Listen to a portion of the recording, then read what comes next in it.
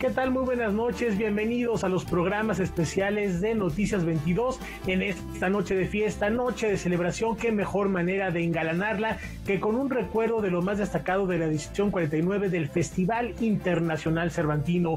En 2021, poco a poco, la cultura recomienza a tomar su cauce y la Fiesta del Espíritu no es la excepción, recibiendo a Cuba y Coahuila como invitados de honor. El recuento y la memoria nos la tiene esta noche mi querida amiga Karen Rivera. Vamos contigo, Karen. Adelante.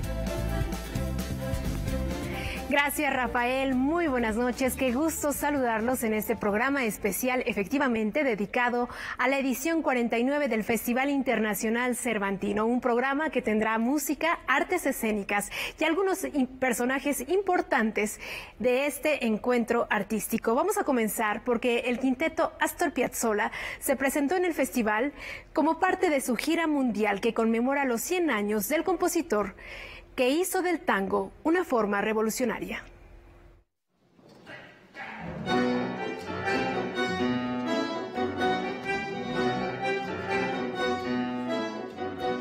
El quinteto nace a partir de una inquietud de su viuda, Laura Escalada Piazzolla. Ella me convoca a mí en el año 2000 para formar un nuevo quinteto después del fallecimiento del maestro y de haber habido un quinteto que dirigió el violinista del maestro Suárez Paz. Yo le propongo hacer un cambio generacional, buscar el trabajo y el análisis de nuevas generaciones que estudien y recreen su música y después la pongamos de manifiesto, y fue así que generamos una convocatoria abierta a músicos de distintas extracciones, obviamente del tango, de la música académica y también del jazz, y en función de esa convocatoria se formó este nuevo quinteto Astor Piazzolla que lleva 20 años de trabajo y giras felizmente en estos últimos años bastante prolongadas.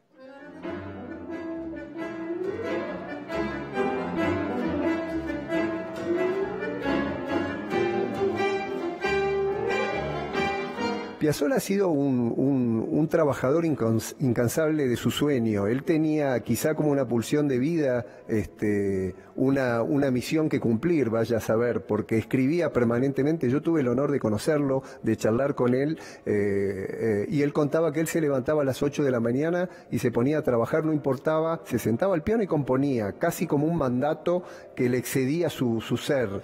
La realidad es que ha sido uno de los músicos del siglo. La realidad es que los músicos del mundo tienen hambre de su música porque su música tiene una cantidad de ingredientes que es muy difícil de encontrar en otras, a partir de una identidad muy poderosa, pero de mucho conocimiento, sabiduría y de un gran corazón.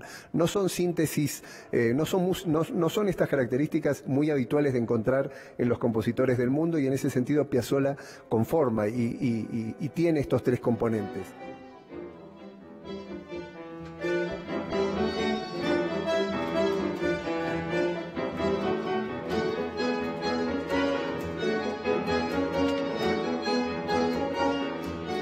Siempre tratamos de mostrar todas los Piazzolas posibles porque hay muchos. En ese sentido hay un Piazzolla con una pata en el jazz que aquí encontrarán, uno con una formación académica excelsa que también estará aquí en su formato de fuga o en otros. Encontrarán un Piazzolla y su pata con Stravinsky en 3 minutos con la realidad que hoy tendrán presente también aquí. Y por supuesto encontrarán el tango, que es la esencia de su música y que pregna en todas sus obras.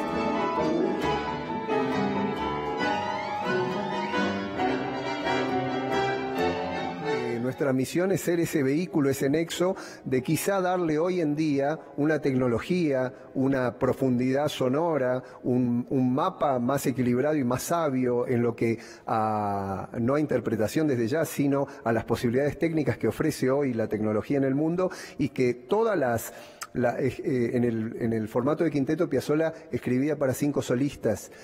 Son 5 líneas que permanentemente interactúan, y hoy por eso también nuestro empecinamiento en grabar su obra, de la cual se conoce muy poca. Él ha escrito más de 2.500 obras y es muy poco lo que se conoce.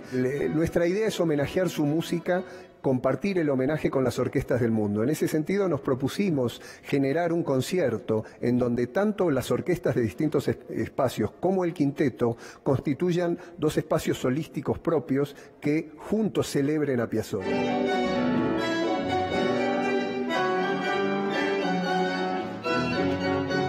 continuamos con música porque el compositor y pianista cubano José María Viter, que ha musicalizado más de 60 películas y grabado más de 30 discos, que exploran desde el jazz hasta las formas clásicas de la música de cámara, orquestal y coral, nos habla de cómo ve en la música una forma más de hacer poesía.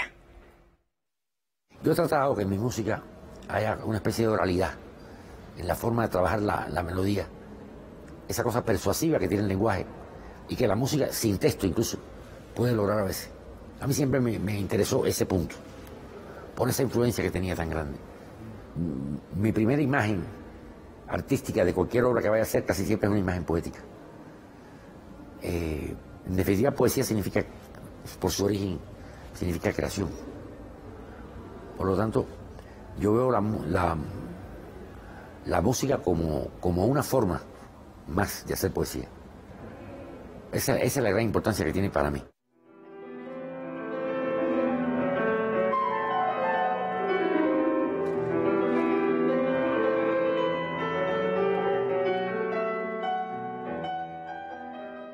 Yo procedo básicamente de un mundo literario, aunque en mi familia también había músicos destacados, pero mis padres concretamente son poetas y son poetas que han tenido un gran reconocimiento. Pero además, mi madre y su hermana se casaron con dos poetas, o sea, que los dos tienen premio Juan Rulfo, Eliseo Diego y papá. O sea que ya por ahí tú ves que hay una... Y yo no aprendí, pero escuché poesía, seguramente primero que escuché música.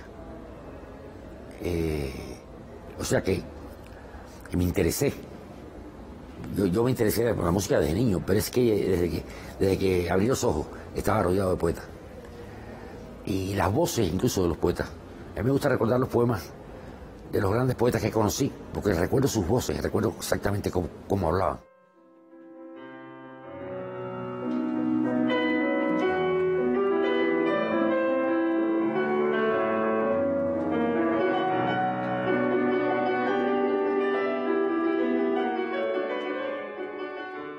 Yo digo que hay dos formas básicamente de enfrentar la creación, y es buscar la fuente de la música en la propia música, o buscar la fuente de la música en otro sitio. Y yo creo que yo estoy en el segundo grupo.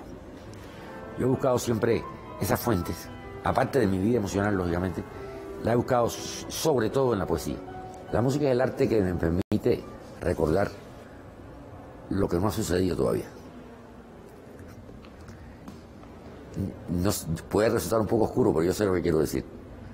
O sea, cuando la música, para el que sabe escucharla, por ejemplo, es una especie de arte de anticipación, de adivinación.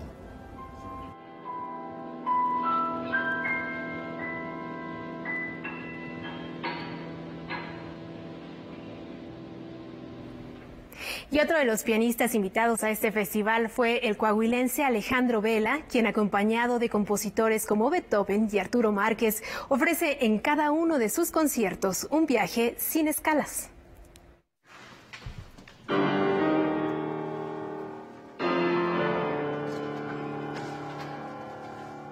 La música clásica es parte, o sea, yo siempre la toqué desde niño, desde muy joven. Y la música mexicana, pues también, o sea, desde siempre. Entonces creo yo que van muy juntas, porque hasta lo clásico se parece a lo mexicano. En muchas partes de Beethoven suena muy mexicano, casi al cielito lindo. O sea, mucha música, se perciben esos ritmos. Todo empezó con la música clásica, pero fue evolucionando, que ahora la música mexicana tiene mucho de ahí, muchísimo de ahí, los ritmos, los contrapuntos. Para mí, tocar clásico, tocar Schubert, tocar el danzón, son obras magníficas, pero también son fuegos que se salen de mi propio sentir de una manera muy parecida. La espontaneidad y la emoción que surge de esta frente al piano es para Alejandro Vela un punto de encuentro entre Beethoven y Arturo Márquez. Originario de Piedras Negras, Coahuila, el pianista perfeccionó su formación artística en instituciones como el Conservatorio Juilliard School de Nueva York. Son sus visitas a países como Alemania, Hungría, Ucrania, Taiwán, Japón y Canadá, lugares donde se ha presentado, lo que le permite tender puentes entre las obras de estos compositores. Que todas tienen algo que decir, expresivas, pasión, poesía. Y todas tienen algo.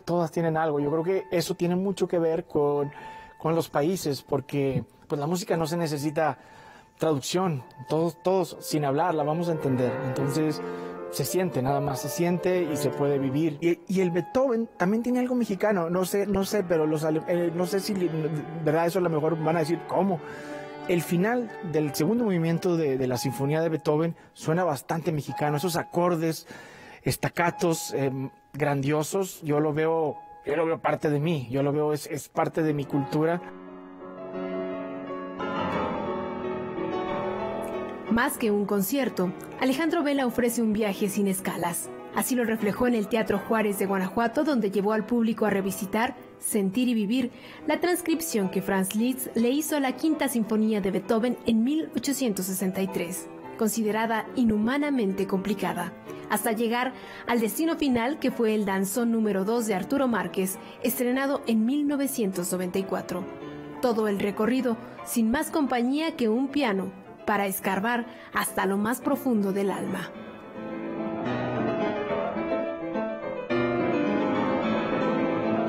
Es como recrear esa genialidad de obras en el instrumento, en un solo instrumento, en piano, en vez de 90 instrumentos o más, que es la orquesta, y hacerla con otro color, con otra intención, con otras sonoridades, con otro virtuosismo, que es el del pianista. Y Franz Liszt es un genio para hacer esta transcripción tan virtuosa, pero también llena de belleza, como todo un universo que poco a poco va cambiando.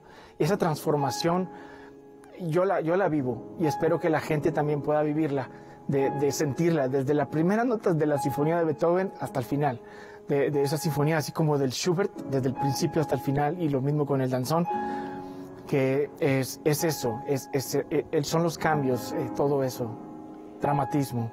Y creo yo que la música mexicana se trata de eso también. La música no está hecha así de que la música clásica nada más es para tal género ni verdad público, sino que simplemente es para todos. Y hay que no se promueve mucho, entonces hay que hacer eso nosotros, como la música mexicana también, darle mucho ímpetu, ¿no?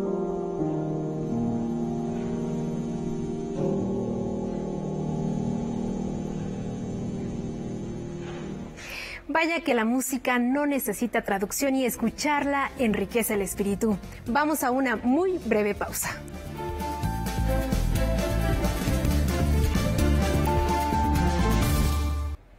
Continuamos en este especial dedicado al Cervantino 2021, y ahora vamos a conocer a una agrupación que se presentó en la Lóndiga de Granaditas y que es líder en el movimiento quebequense progresivo, una agrupación que combina los sonidos tradicionales de Canadá con la música celta. Vamos a conocerla.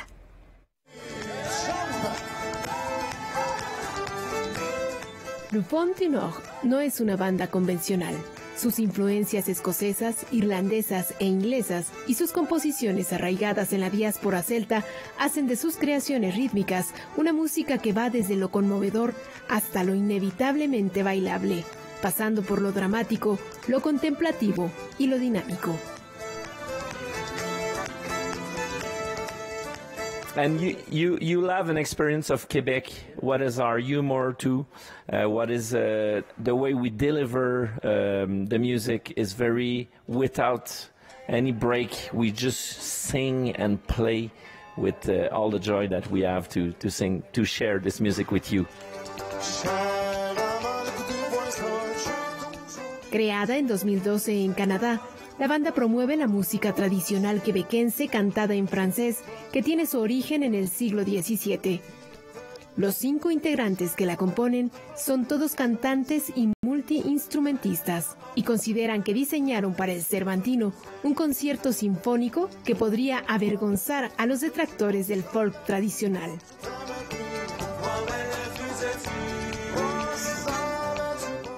The people for tonight, they will have a lot of energy and lights. I think the music from Quebec, it's basically, even when the songs are horrible, the story are tragic.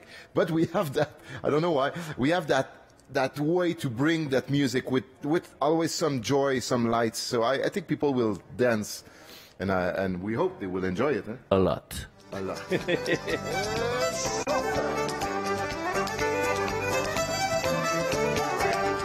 Acompañada por el acordeón de botones, la guitarra y el violín, el sonido de la agrupación se define por lo que en español se conoce como zanfona, un instrumento de cuerdas muy particular.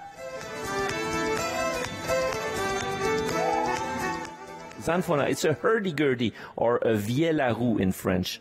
And it's a very unique instrument that Nico is playing. It's kind of a fiddle with a circular bow that replaces the bow of the fiddle, with strings that goes in a keyboard that can be played by, and the action will go by gravity. So he will change the melody with this keyboard. And he got big drones over here, small drones over there, and with those drones are making also a percussion. So it's a very unique instrument. It makes so many noise. In fact, I don't need other guys with me.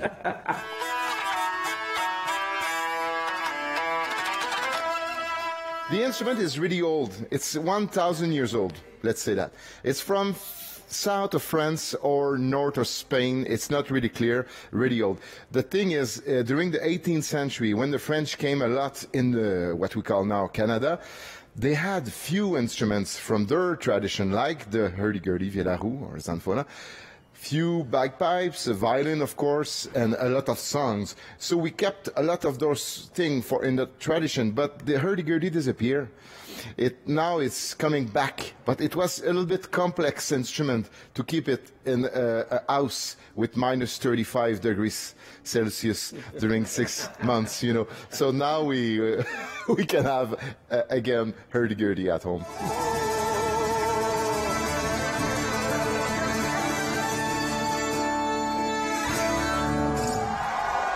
Un concierto que sin duda nos hizo bailar a muchos.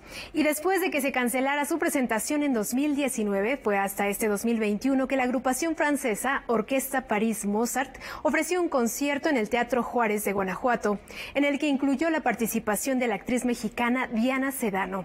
Ella interpretó un texto inspirado en el poeta romano Ovidio.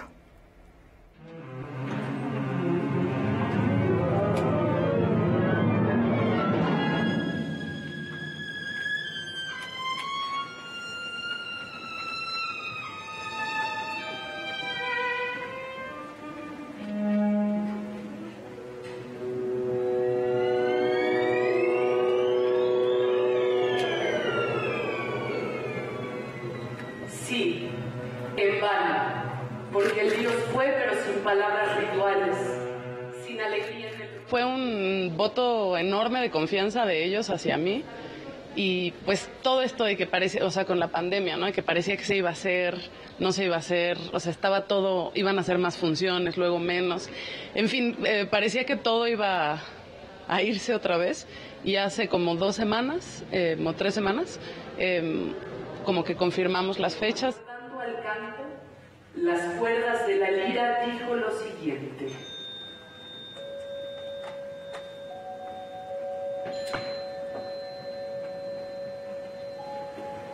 Oh, dioses que viven en el inframundo, donde todos nosotros, seres mortales, debemos acabar. Si es lícito y me consienten que les diga la verdad, sin el uso de los trucos de un ambiguo hablar. Pero en relación a la música y a la orquesta, para mí era una figura demasiado grande. Y estaba un poco aterrada. O sea, te debería de enseñar mi libreto, porque yo no leo música. O sea, a mí me preguntaron, ¿lees música? Y dije, no, pero soy muy intuitiva. Entonces tengo un libreto coloreado que ya todo el mundo vive así de, ¿por qué estás coloreando tu libreto? Y yo, no, yo así me entiendo. Frases en español son más largas, el tiempo es más largo, entonces había que repetir una serie de frases musicales para que a mí me diera tiempo de decirla, ¿no? Pero hubo algo que yo sentí con ellos, que no sé si yo había sentido alguna vez en el escenario, que es como, no importa lo que pase, todo esto te soporta.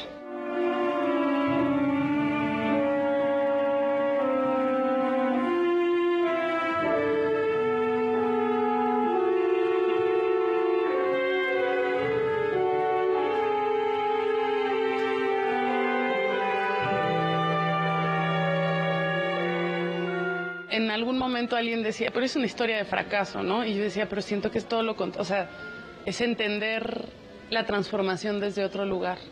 En este caso, bueno, además está ligado al mito de Dionisos, ¿no? El desmembramiento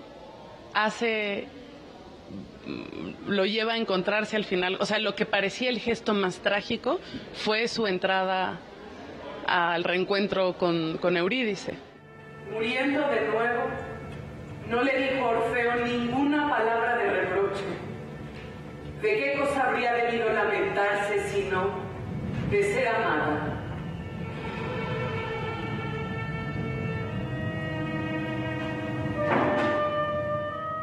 Tienen un universo dual, o sea, y eso es lo que me resulta fascinante. O sea, las lecturas son de profundidades, como de entrar a túneles y a lugares del alma que son muy emocionantes, y la salida no es como salir. Yo siento que la salida es una especie de conciencia, una pequeña conciencia distinta. No tiene que ver con la moral, ni con la moraleja, ni con dar un mensaje. Es otra cosa, o sea, uno entra a las puertas del abismo, mira algo y ¿cómo regresas a la vida después de eso?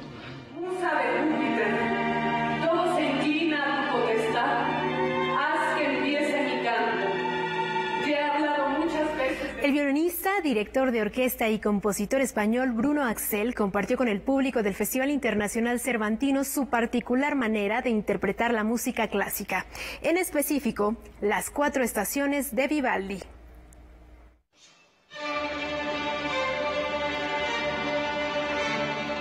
Si Vivaldi viviera en el siglo XXI, utilizaría los instrumentos de esta época. Así lo asegura el violinista español Bruno Axel, quien se considera un artista valiente y arriesgado por interpretar piezas como las 4 estaciones, creadas por el compositor italiano del barroco entre 1723 y 1725, en un formato revolucionado que incluye percusión acústica, electrónica y sintetizadores.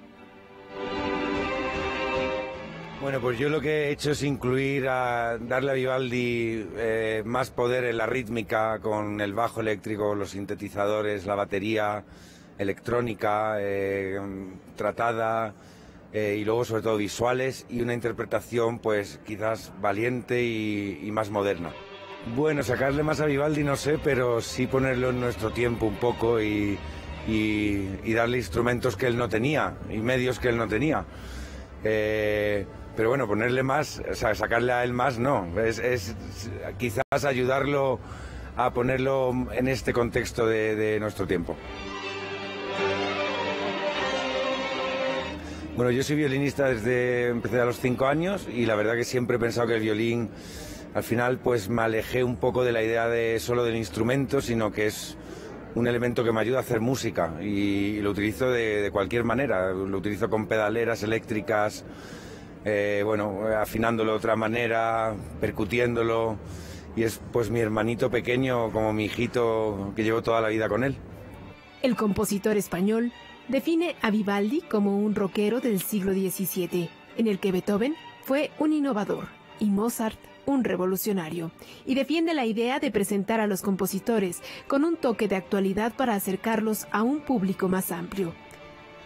El también director de orquesta, egresado de institutos como el Conservatorio Superior de Sevilla, presentó en Guanajuato el concierto Las Estaciones Vivaldi 3.0, acompañado por la Orquesta de Cámara Higinio Rubalcaba. Bueno, no ha sido fácil porque exactamente las orquestas tienen una formalidad y a veces interpretaciones un poco estandarizadas.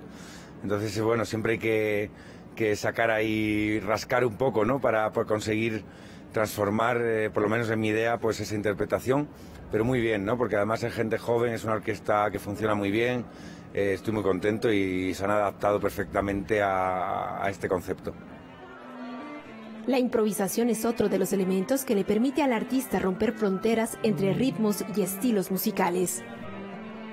Pues siendo valiente, arriesgándote, estando preparado para la crítica, porque siempre la vas a tener, pero bueno, yo creo que está bien, ¿no? Porque es pues, lo que creo que un artista tiene que hacer, si no no existiría el arte. Y el arte es una expresión humana que va por delante de todo, de la política, de cualquier cosa, ¿no? Es lo que expresa a la gente, al pueblo y para eso estamos los artistas.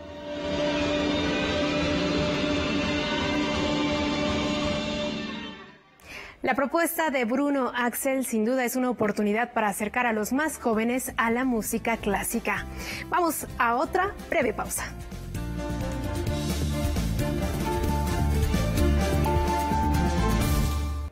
Continuamos en los especiales de Noticias 22 y este bloque hemos decidido dedicarlo a las artes escénicas. Comenzamos con la obra 10 millones del dramaturgo cubano Carlos Celdrán. Entonces hablo para que me dejen ir de las burlas, de las críticas, de la política, de todo lo que hablan, de todo lo que escucho. Pero yo creo que un teatro desproblematizado, para decir esa palabra compleja, es un teatro inerte, vacío, inocuo, que no funciona. Y esa ha sido siempre una constante buscar tener un público que vaya a buscarnos para de verdad, porque necesite comunicarse con historias que lo conmuevan, que lo identifiquen, que lo hagan pensar sobre su realidad de un modo interesante, que no sea panfletario, o que no sea externo, que no sea vacío, porque creo que la cultura, cuando se despuebla de pensamiento crítico y de pensamiento auténtico, se hace como una innecesaria, ¿comprende? Y ese ha sido el lugar que Argos Teatro ha siempre soñado y buscado dentro del panorama teatral cubano. Fallar es lo último. Fallar es todo, fallar es fallar. En 1996, el dramaturgo Carlos Celdrán creó Argos Teatro en La Habana, Cuba, con el objetivo de desarrollar materiales escénicos que permitieran al público encontrar en el escenario al cubano complejo, profundo y contradictorio, que va más allá de los clichés. Ocupar un espacio de reflexión, de pensamiento, de belleza, de verdad, de honestidad. También en el trabajo del actor, que el actor busque una técnica que cada vez se acerque más a la vida, donde puedan ellos meter dentro de los expedientes de los personajes que les dan, dentro de los personajes de ficción, su biografía personal y la característica que ha tenido durante 25 años, porque justamente ahora en diciembre cumplimos 25 años en activo, ha sido crear un repertorio alrededor del texto teatral, digamos, partiendo de los textos teatrales, tanto clásicos como contemporáneos cubanos, como contemporáneos universales, pero buscando siempre el acento en nuestras preocupaciones, en la vida cubana, en la vida del individuo, en su subjetividad en Cuba. Fingiendo dormir, bajo el mosquitero, angustiado sin saber decir lo que sé. Carlos Celdrán busca representar en el escenario lo que llama una escena transparente, en la que los actores defiendan su identidad, su vida y sus problemas con honestidad a través de la máscara de los personajes. Prueba de lo anterior es la obra 10 millones, inspirada en un hecho autobiográfico que Argos Teatro presentó en Guanajuato. Propuesta que muestra cómo la sociedad actual mira al presente sin vínculos con su pasado, atrapada en una amnesia colectiva. Mientras estudio teatro becado en Nueva York, escribo. Empezó como un diario personal y una reflexión mía muy personal y muy adentro sobre las relaciones mías con mis padres, mi madre y mi padre, cuando yo era niño y adolescente, en un contexto, los años 70 y 80 en Cuba, bien convulso, con sucesos históricos muy marcados, donde transcurrió mi infancia y mi juventud y mi formación intelectual y también emocional y ética. El proceso se llama 10 millones porque ocurre esencialmente durante la zafra de los 10 millones en el año 70, una zafra en la cual se soñó alcanzar 10 millones de azúcar, un momento épico, pero que no terminó, no se llegaron a cumplir los 10 millones.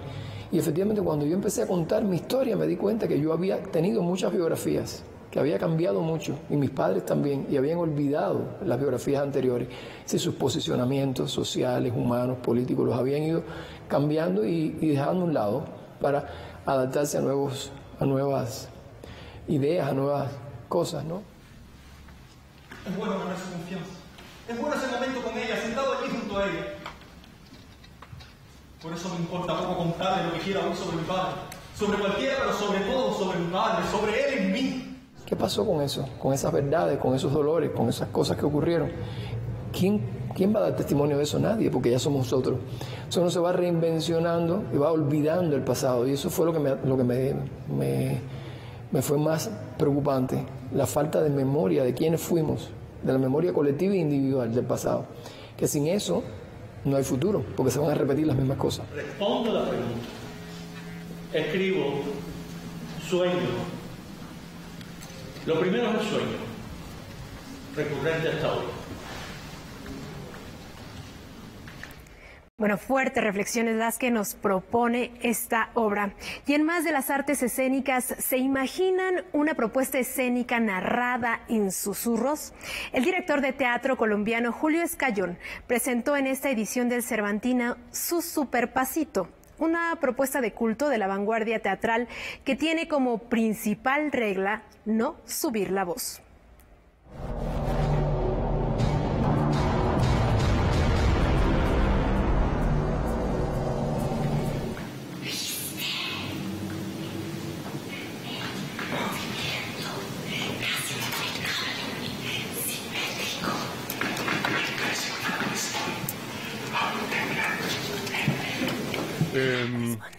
Pues parte de no se originó la idea, o sea, fue accidental el fenómeno del susurro, y a partir de ese accidente en que se decidió hacer una obra en susurro, fue revelándose su elocuencia. Sí, había un lugar donde hacíamos funciones y era muy ruidoso, entonces decidí crear la obra más sutil en este sentido, pero evidentemente encontrar qué podía decir el susurro. Y bueno, nos ha dicho cosas de manera muy fuerte sobre lo expuestos que estamos permanentemente, voluntaria e involuntariamente, y cómo eso afecta las relaciones, la intensidad de las emociones, el amor.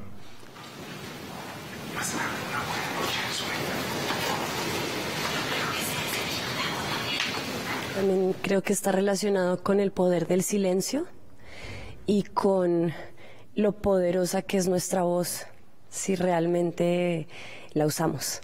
Entonces como que esos dos temas también han sido dos elementos que han rondado mi cabeza, y en teatro, ¿no? Que estamos acostumbrados a proyectar, y a esto como que a veces el silencio habla más y lo sutil habla más que lo estruendoso y lo grande y lo ruidoso.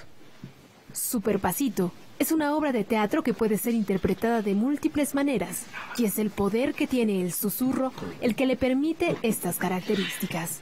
El dramaturgo colombiano Julio Escayón narra en esta propuesta escénica la historia de una pareja que habita un lugar en el que la única norma es el susurro, y ante la imposibilidad de subir la voz, los personajes cuestionan la vida, la muerte, el amor y el hastío, y encuentran soluciones en todo aquello que no se dice.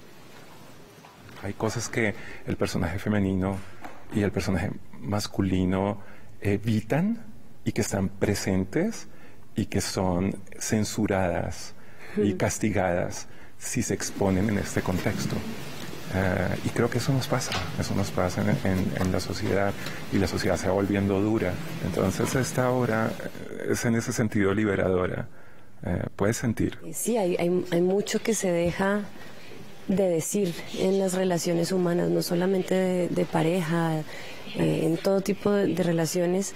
Hay cosas que se dejan de decir, y lo que me gusta de esta obra, una de las tantas cosas que me gustan, es que es una obra tan cuidadosa, como no solamente desde la experiencia sonora, sino desde las palabras, como bien estaban diciendo, las palabras que se escogieron. La obra es una metáfora de lo que enfrenta la sociedad al someterse a una voz apagada y vigilada. Un teatro del presente que invita a mirar la dramaturgia del futuro. Creo que el desequilibrio siempre aporta. Un maestro alguna vez dijo, uno de mis maestros en literatura, que el poeta se ata a las cadenas para hacerlas cantar, para hacerlas sonar. Entonces, estas privaciones formales lo llevan a uno a buenos lugares y se abordan con honestidad. Entonces sí, a partir de esto, creo que la compañía misma juega con este tipo de ángulos y riesgos permanentemente. Entonces sí, ya seguirán nuevos proyectos, pero por lo pronto Super Pasito ha sido revelador y maravilloso, y espero que también para quienes la han visto.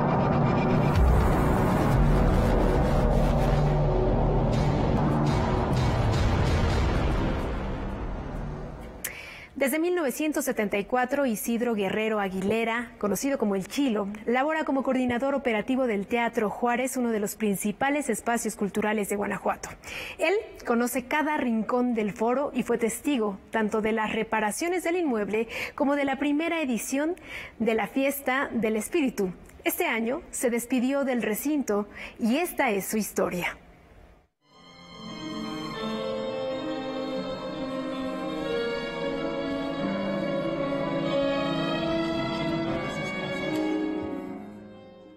Yo inicié el primer festival, pero al lado del licenciado Enrique Ruelas Espinosa, en los entremeses cervantinos. Eso fue el 72, 73 no hubo, y el 74 me invitaron a participar en el Teatro Juárez. Fue cuando ya participé ya en el segundo festival. Al llegar aquí a trabajar, empecé a ver realmente y a valorar lo que es el teatro. Este teatro es, como les he dicho, es un ícono del Estado y posiblemente del país. Del 74 hasta el 91 fui recorriendo las diferentes actividades. Entonces estuve un tiempo, bastantes años también en iluminación. Estuve también en lo que es en el Tramoya y ya últimamente empecé como jefe de foro también, aparte de ser coordinador, es el coordinar todo lo que existe dentro de un teatro, que puede ser en el foro o puede ser en el mismo edificio. Entonces es coordinar todo lo que se relaciona en una actividad o en una función en los teatros. Por ejemplo, en el festival es constantemente actividades aquí. Entonces hay que programar muy bien para poder hacer un buen equipo y se realice el trabajo.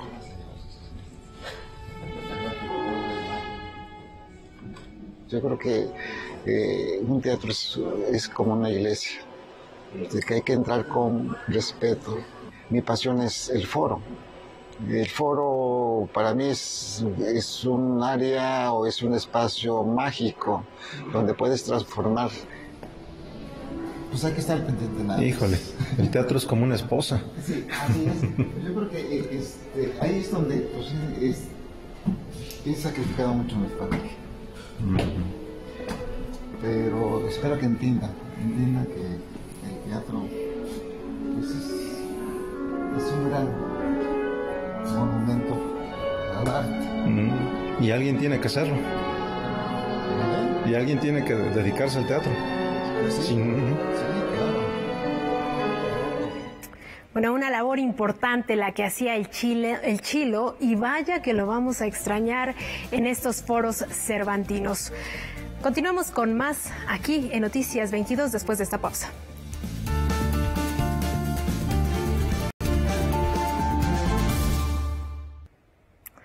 Como parte de la edición 49 del Festival Internacional Cervantino se presentó la Camerata Porteña, que desde 1986 se ha dedicado a transformar el tango.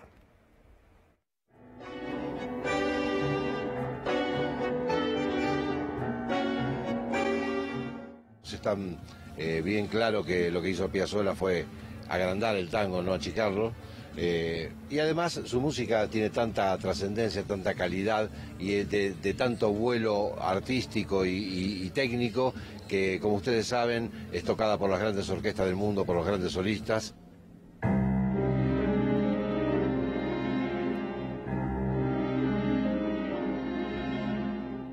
Nosotros fuimos la primera orquesta que grabó Oblivion en el año 90, ¿no? Es decir, Oblivion era una palabra rara en inglés que nadie sabía qué era, y nosotros cuando tocábamos en los conciertos de Oblivion nadie sabía lo que era. Y nosotros siempre tratamos de hacer eso. Lo mismo hacemos con La Dada para un Hippie, que recién terminamos de ensayar, con Onda 9, con Fuga 9, que con los temas, algunos de los temas cantados que no son tan conocidos como El Gordo Triste o Vuelvo al Sur, con obras que de las 4 estaciones, por ejemplo, la gente conoce Verano Porteño, pero no tanto el otoño y la primavera.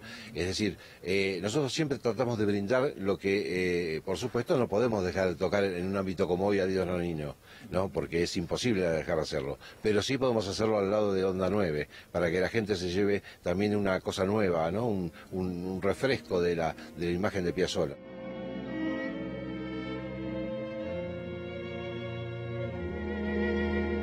Lo más importante es que en 2 compases o en 1 resuelve el tema. Esa frase, ¿no? Eso ya marca la idea de una frase musical, ¿correcto? Lo mismo pasa en invierno. Si usted toca...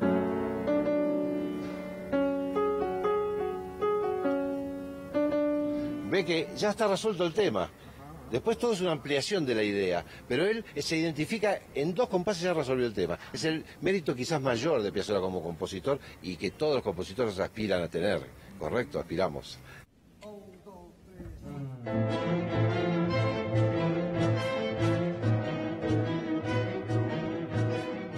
Y nosotros lo que hacemos es seguir difundiendo esta obra, inclusive con músicas de Astor que no eran tan populares o tan conocidas, y además con el agregado de brindar nuestras propias composiciones, que es un poco el legado obligado que dejó Piazzolla, el de seguir renovando, el de seguir creando cosas nuevas, ¿no?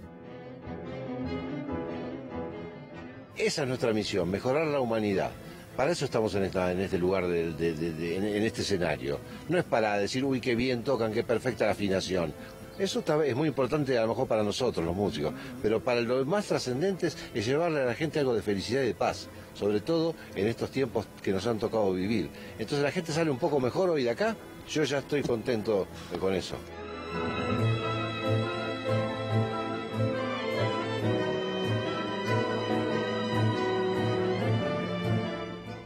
Ya en este bloque dedicado a la música, toca el turno a la Orquesta Nacional de Jazz de México, un proyecto que busca compartir con el público las raíces musicales indígenas y que presentó en la Alhóndiga de Granaditas un repertorio que fusionó polcas, sones y guapangos.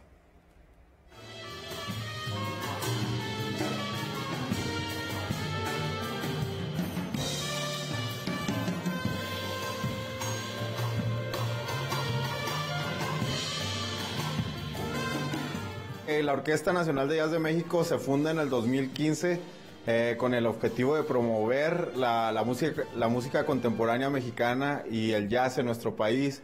Está conformada por los mejores jóvenes, o bueno, por los más sobresalientes jóvenes jazzistas del país. Y bueno, nuestros objetivos principales es el rescate de compositores mexicanos, la creación de música nueva, que es por lo que venimos aquí, y la parte educativa.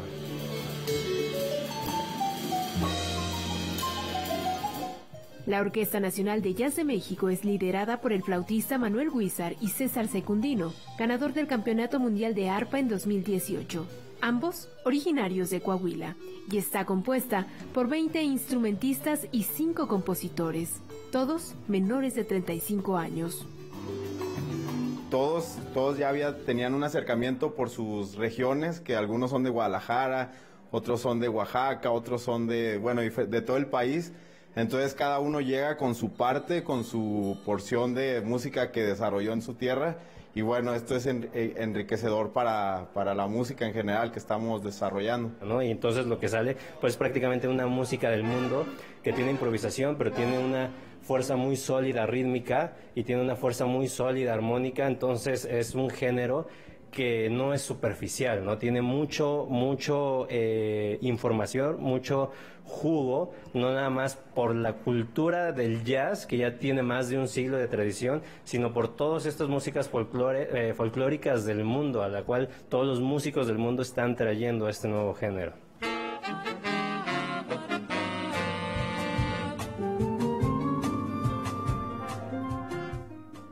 La agrupación interpretó en la Lóndiga de Granaditas la suite La Mexicana del compositor Tonatiuh Vázquez, una pieza musical escrita para orquesta de jazz y arpa solista, dividida en 5 movimientos que permiten contemplar una secuencia de ritmos y estilos representativos de México y que buscan ser parte de un lenguaje sofisticado del jazz nacional.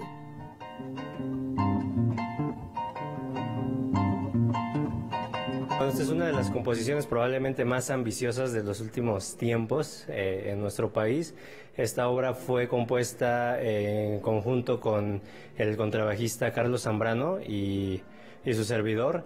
Entonces esta es una composición, una suite de 5 movimientos en la cual retrata la música tradicional de 5 zonas del país, entre ellos la Huasteca, la música jarocha, la música de Chiapas, la música del norte y la música de Oaxaca.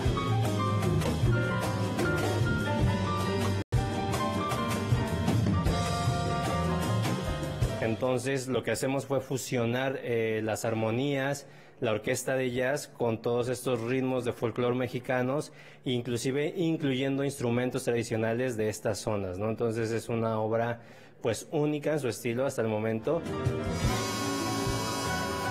Tonatiuh Vázquez considera que este tipo de arreglos son una evolución de lo que han realizado compositores mexicanos como José Pablo Moncayo, Arturo Márquez o Silvestre Revueltas en obras como La Noche de los Mayas. Esto lo estamos haciendo, evolucionando y fusionando ahora con el jazz, ¿no?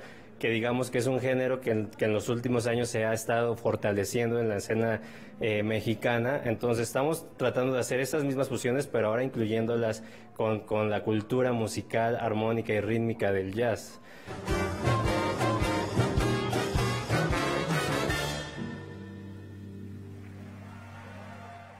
Como parte del estado invitado, este año llegó al festival de Fara Fara Boys, agrupación coahuilense que promueve la música norteña, un género que tiene sus raíces en la primera mitad del siglo XX en el estado de Nuevo León. Vamos a conocer un poco más de esta historia.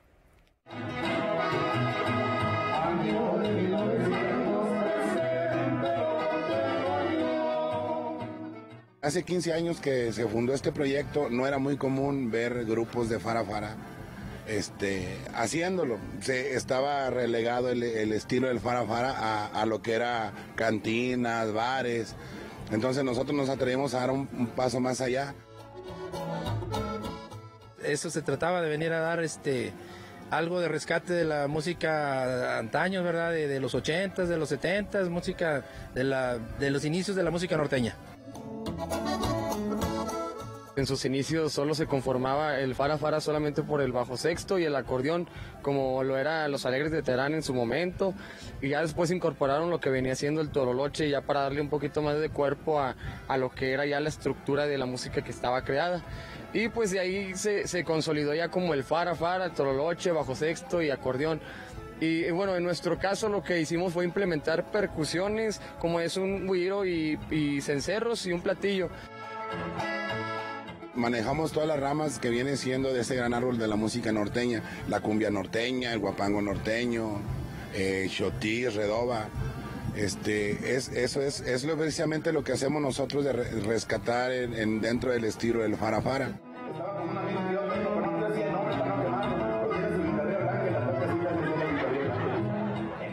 Como comentaba mi compadre, pues los músicos jóvenes anteriormente pues ya no querían tocar esa música, o sea, ya estaban con lo grupero, ¿verdad? Más actual y pues con sonidos enormes y todos esos nuevos conciertos grandes.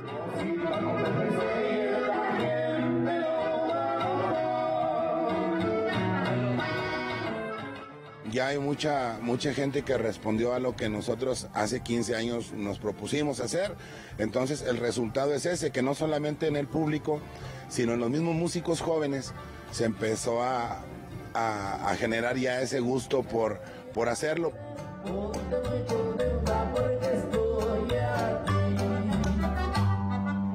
Bueno, este ha sido un breve recorrido por los espectáculos más sobresalientes que tuvo este año el Festival Internacional Cervantino. Espero que lo hayan disfrutado mucho. Rafael, ¿cómo lo viste? Fascinante, mi querida Karen. Dicen por ahí que recordar es volver a vivir, y estas emociones que se viven en la fiesta del espíritu son inolvidables, que dicho sea de paso ya está preparando una gran fiesta para el 2022 y celebrar su edición 50 con Corea y la Ciudad de México como invitados de honor. Muchas gracias de nuevo, Karen, y sobre todo gracias a ustedes por acompañarnos esta noche. Sigan en sintonía de Canal 22 y reciban de parte de todo el equipo un abrazo fraterno, cariñoso y cargado de buenos deseos. ¿Y qué te parece, mi querida Karen, si este abrazo se los damos de manera musical con estas reminiscencias del Cervantino 49? ¿Qué nos propones? Me parece perfecto, Rafael, que el arte, la música, el teatro los acompañen también en esta fiesta navideña. Y bueno, pues nos despedimos con un fragmento del concierto de Beethoven al danzón, interpretado por el pianista Alejandro Vela. Muy buenas noches.